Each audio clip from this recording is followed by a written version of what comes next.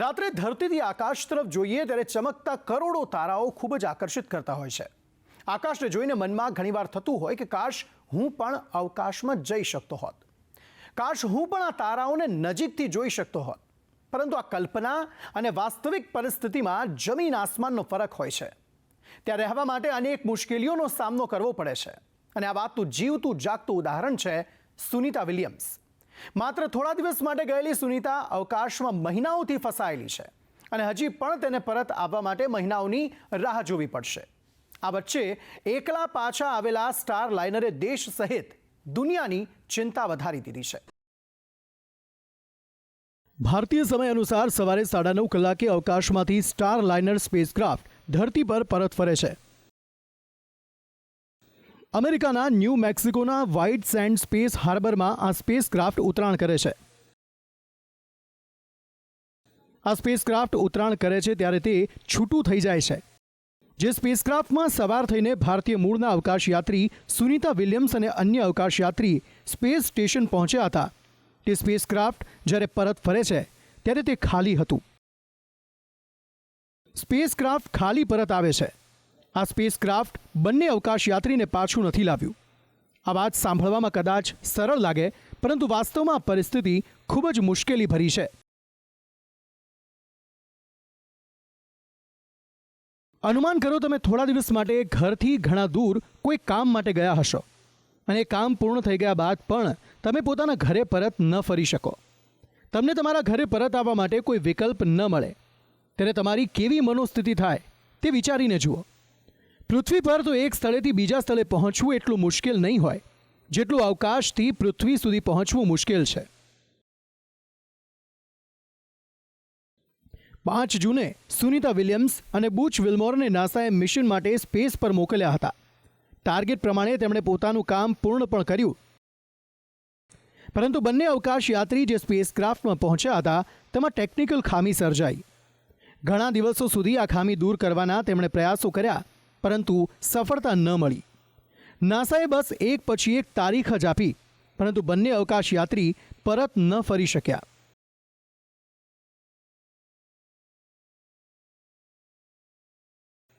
આ spacecraft બનાવનારી Boeing કંપનીને પોતાના યાન પર વિશ્વાસ હતો કે જો બંને અવકાશયાત્રી તેમાં સવાર થઈને પરત આવશે તો તેઓ સુરક્ષિત ઉતરાણ કરી શકશે. નાસા આ જોખમ ખેડવા માંગતું નહોતું.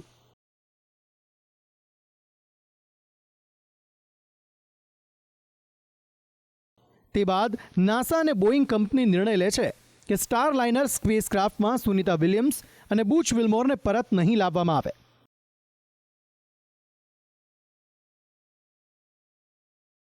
આખરે 3 મહિના બાદ બોઇંગના સ્ટાર લાઇનર સ્પેસક્રાફ્ટે તો સુરક્ષિત ઉતરાણ કર્યું, પરંતુ બંને અવકાશયાત્રી હજી અવકાશમાં જ ફસાયેલા છે. બોઇંગનું સ્ટાર લાઇનર ન્યૂ મેક્સિકોના રણ પ્રદેશ વિસ્તારમાં ઉતર્યું. નાસાએ આ લેન્ડિંગનો વિડીયો શેર કર્યો હતો, જેમાં સ્પષ્ટ જોઈ શકાય છે કે કેવી રીતે સ્પેસક્રાફ્ટ લેન્ડ કરે તે પહેલાં 3 પેરાશૂટ ખુલી જાય છે અને સ્પેસક્રાફ્ટ સફળ રીતે ઉતરાણ કરે છે.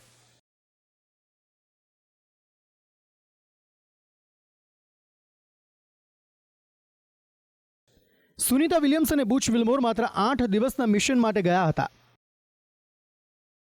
પરંતુ અવકાશમાં જ 3 મહિના વીતી ગયા અને હજુ વધારે મહિનાઓ સુધી તેમણે અવકાશમાં રહેવું પડશે. ત્યારે હવે બંને અવકાશયાત્રીને પરત લાવતા પહેલા જ નાસાએ તેમને નવા મિશન ક્રૂ 9માં સામેલ કરી દીધા છે.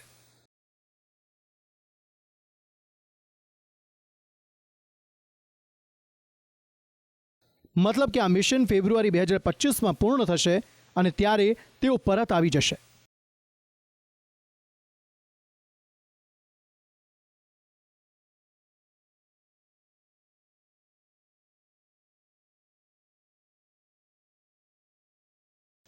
નાસા અને એલન મસ્કના સ્પેસએક્સ સાથે સંયુક્ત મિશન અંતર્ગત ક્રૂ 9 મિશન લોન્ચ કરવાનું છે. પહેલા આ મિશનમાં 4 અવકાશયાત્રી હતા.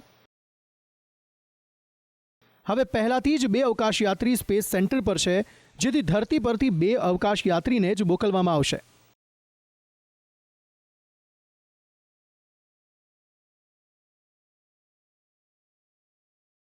સ્પેસ એક્સના ડ્રેગન કેપ્સ્યુલમાં 2 અવકાશ યાત્રીઓને મોકલીને આ મિશન લોન્ચ કરવામાં આવશે.